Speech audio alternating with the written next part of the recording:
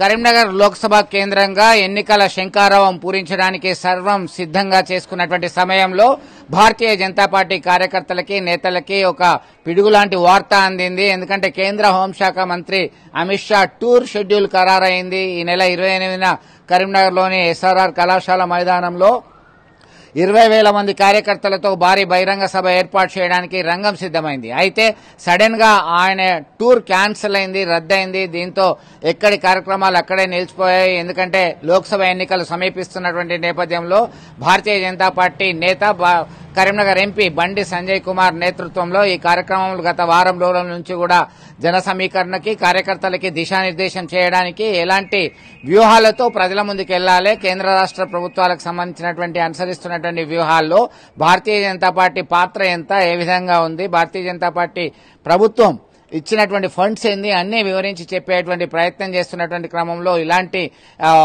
సంఘటన జరగడంతో కొంత నిరాశకు లోనయ్యారు. అయినప్పటికీ ఇది మరొకసారి సరైనటువంటి సమయంలో బీజేపీ అగ్రనేత కేంద్ర హోంశాఖ మంత్రి అమిత్ షా పర్యటన మరొకసారి ఉంటుందని చెప్పేసి భారతీయ జనతా పార్టీ నాయకులు చెప్తున్నటువంటి పరిస్థితి.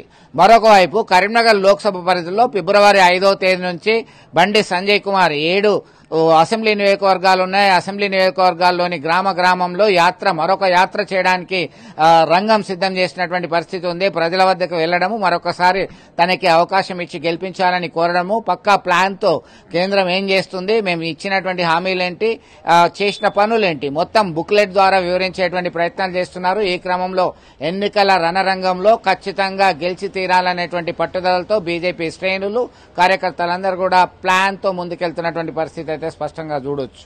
ఇది ఇక్కడ తాజా అప్డేట్. వీడియో జర్నలిస్ట్ సుమంత్తో కలిసి చంద్రశేఖర్, RTV, కరీంనగర్.